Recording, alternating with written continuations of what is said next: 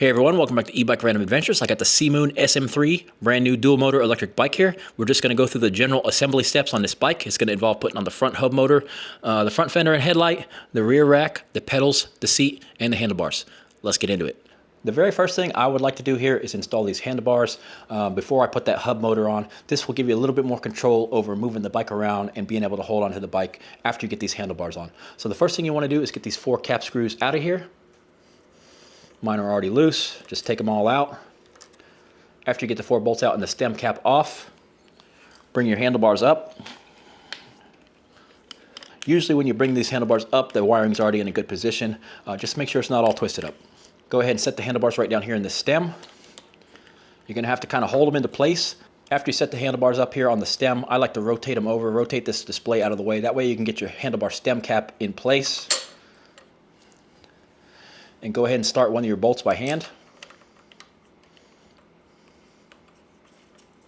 Sometimes you got to shake it a little bit to make these bolts go in. Go ahead and start the opposite corner. And start your other 2 in. You always want to start all of these screws by hand, guys. You don't want to start these with tools and cross thread these. You could easily damage your bike. Make sure you start all the bolts on this bike by hand before you tighten them down with tools.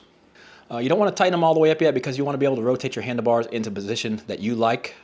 The display is also a little bit loose, so you'll be able to move the display back and forth until you do your final tightening of this cap, and then you can put the display in the position you want, and you can tighten down the 2 Allen wrench bolts so the display don't move. This handlebar stem is fully adjustable, guys. You can raise and lower the handlebar stem right here on the side. It does have the angles to different degrees that you can put this handlebar stem at. You need to loosen the side bolts here, and there is a little bolt underneath that has a little holder. You need to loosen that if you want to raise and lower this. If your handlebar stem is not aligned with your front tire, you need to loosen your top cap. You need to loosen these 2 locking bolts on the side. You can align the handlebar stem with your front tire. And the first thing you want to do is tighten down this top cap bolt. You're going to put it pretty snug, but not super tight. And then you're going to want to tighten down these 2 locking bolts on the side. These are the 2 bolts that really hold the handlebar stem down to the tube. So these ones need to be really tight. If you over tighten your top cap bolt, it's going to put a lot of pressure on your bearings and it might make the handlebars a little bit hard to move. So you don't want to tighten down your top cap bolt too tight. Just make it nice and snug and then tighten down these 2 locking bolts and give these a nice torque. It does have the torque measurement right there on the side. It says 11 to 12 Newton meters of torque. Personally, I tighten them down by hand and I make them pretty tight. My handlebar stem is already in the position I want it in, so I'm already done tightening it up. So when you're done tightening up, make sure this little rubber cap goes in this top cap bolt. This covers up that little bolt so you can't see it. Here's a closer look at the adjustable handlebar stem. There is a bolt right here on either side that you need to loosen up. Then there is a bolt right here that locks it into the certain positions. This bolt right here holds this little metal plate into place. This little metal plate grips onto these teeth right here. So when you change angles, you want to make sure that plate gets gripped into the teeth and tighten down that bolt. That holds it into the position. And you want to do your final tightening on this bolt and the bolt on the opposite side. Next thing we're going to do, guys, is get this front wheel on. This bike does have this front hub drive motor. We're going to get it in the front forks here and show you how to install it. It's very important when you're installing a front hub drive motor that you make sure that these anti-rotation locking washers are in place. This is what they look like. This little metal tang on this washer is very important, guys. This actually slides up into the fork and prevents this motor from rotating in the fork. If you forgot to install these anti-rotation washers on this axle right here, when you install this motor, this thing could actually spin around in the fork and tear the motor up. It could rip the wiring right off this motor. So you definitely want to make sure that you get your anti-rotation washers in place. On this bike, the anti-rotation washers are actually going to be on the inside of the fork. So this is going to be the first thing you want to put on the axle. The axle actually has 2 flat sides on it, and as you can see, the wiring here wants to naturally go up towards the top, and that's the way it's going to be on the bike. This wire is going to be plugged in up at the top. So you take your little tang washer with the little tang, and that's going to go towards the bottom. Here's a closer look at the front forks, guys. This is your hydraulic brakes. Your brake rotor is going to go right here in between these 2 brake pads. Your anti-rotation tang washer is going to go right here in the dropout of the forks on either side. For this part of the assembly, guys, I do recommend you have a second person with you if possible to help you pick up the front of the bike so you can get this wheel on. If you end up having to install this front wheel all by yourself, I would recommend you taking the battery out of the bike. That will make this just a little bit lighter. Make sure the locking tang is down towards the bottom, then try to pick up the front of the bike. Bring it over the top. Drop the fork onto the axle. Make sure your brake rotor slides in between the brakes. There you go, it dropped into place. Like I said, guys, dropping these forks onto this front axle is much easier if you have a second person to help you pick up the bike. I was able to do it all by myself.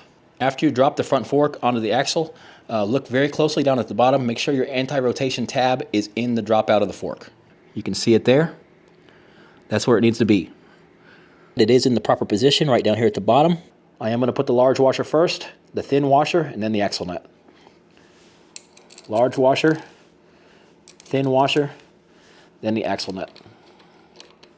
This bike does have the round dropout, guys, and it is pretty close tolerance. It's really hard to get a socket on here unless you had a real thin-walled 19mm socket. You pretty much have to use a wrench. I actually have a thin 19mm wrench that I'm going to use. This is my second time installing this wheel. The first time I was able to install it with a regular 19mm wrench. The thin wrench is just going to give me a little bit extra space. I got this on Amazon. The nice thing about these rounded dropouts is once this axle nut is nice and tight, the axle cannot drop out from the bottom because of the shape of it. All right, guys, make these nice and tight. This is what's going to hold on your front wheel. It's pretty easy with this thin wrench. Yeah, nice and tight. All right, guys, this is the wire for your front motor. There is a little wire holder right here that you are going to take off and wrap it around this wire. We'll do that in a second. First, I'm going to plug this wire into the upper part of the wire. It does have a little threaded barrel on it that turns and locks it into place. As you can see, there's 3 pins in here for the 3 phases of the hub drive motor. There is an arrow on one side of the wire connector, and there is a matching arrow on the upper side of the wire connector. You want to put those 2 arrows together and plug it in. Push them together, nice and tight, and then screw the little barrel on, and that'll keep them secure. Screw it all the way up. Now I'm going to take the little wire holder out, put it around the wire. Just clip that over the wire, screw it into place.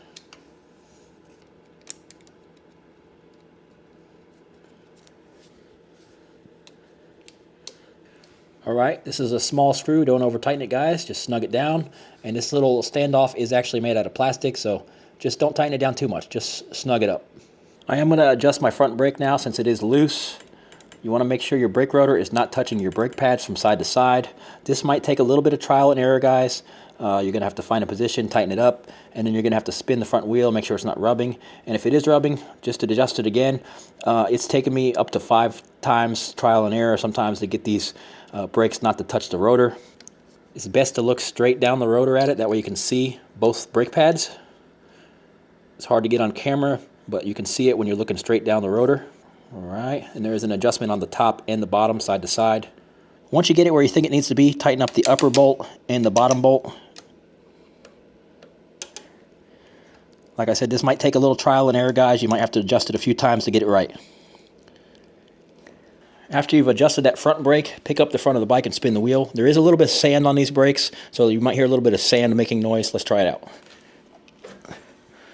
It's actually pretty good, not making too much noise. Ideally, you don't want it to rub at all, but that's pretty good for now. I do think some of that might be the sand that's in the rotor. One more thing about the wiring on this front motor, guys. You want to make sure it is not touching the wheel anywhere. You don't want your front wheel spinning and damaging this front wire. It does have the standoff on the bottom. It has another standoff up here at the top, but if you need to, put some zip ties on it to hold it in place if you find it necessary. As long as it's not touching the wheel or the rim anywhere, you're good. All right, guys, we're going to install this front fender as well as this front headlight and horn. First thing you want to do is get all the hardware out. There's a bolt like this on either side.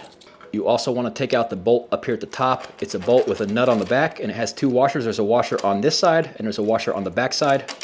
Just go ahead and remove these for now. All right, guys, the only hard part is sometimes this little metal piece right here is hard to get underneath here, but this one has more space than average, so it's not going to be that hard.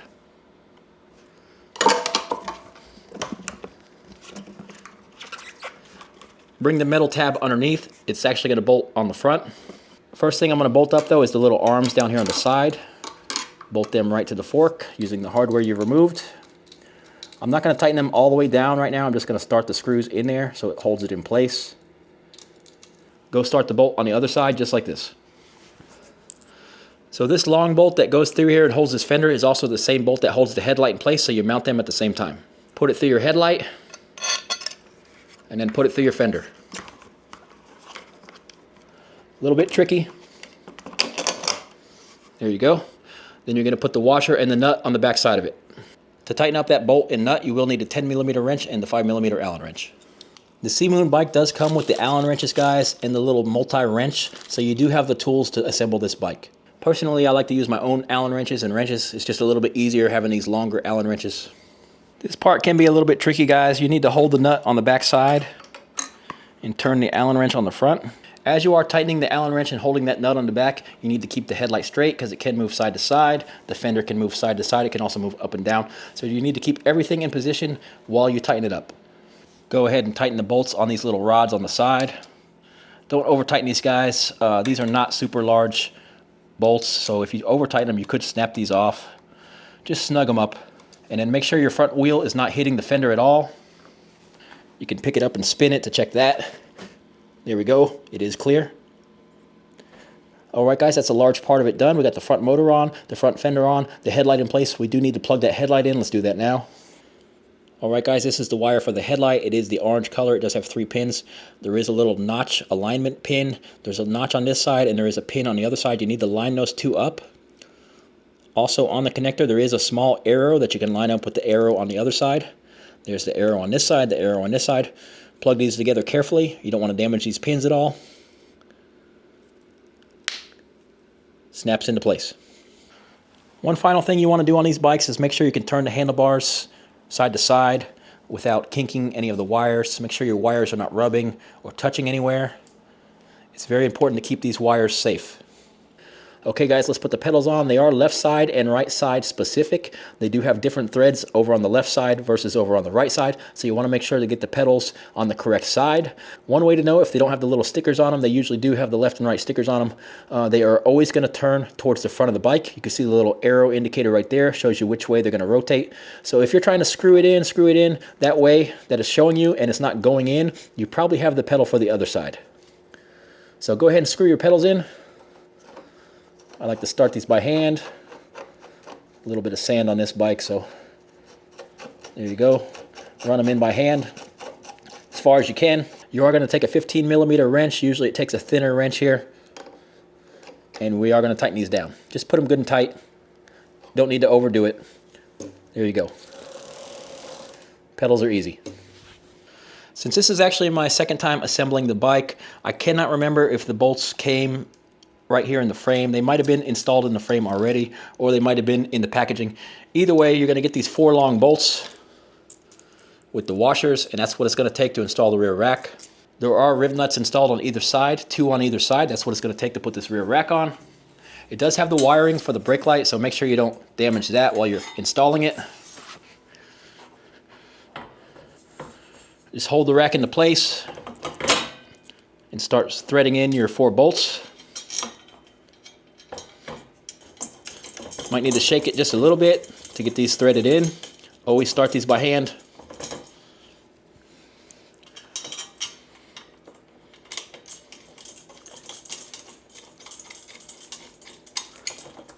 Alright, now we're going to install the other 2 bolts over on the other side. Alright guys, these are 4mm size Allen wrench. Just go ahead and tighten your rack down.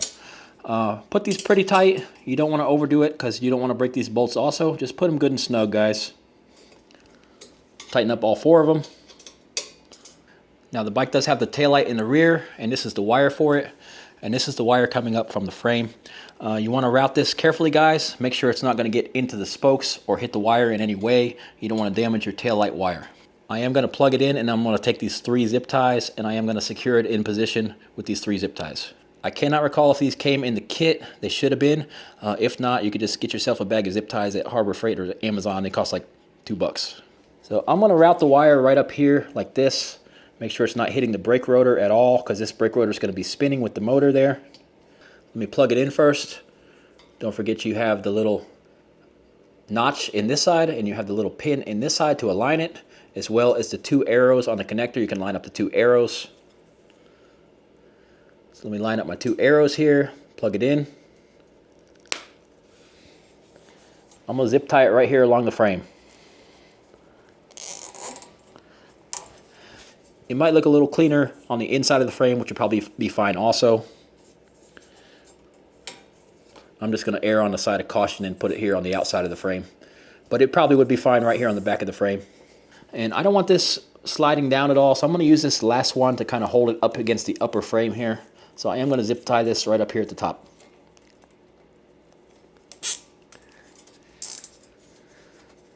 There you go. Now your wire is not going anywhere. Like I said, if you don't like seeing the wire, you can put it on the back side of this railing as well. Cut the ends off your zip ties. These are going to be sharp after you cut them. You kind of want to rotate those out of the way so you don't hit your leg or your hand or anything on them, because they are pretty sharp.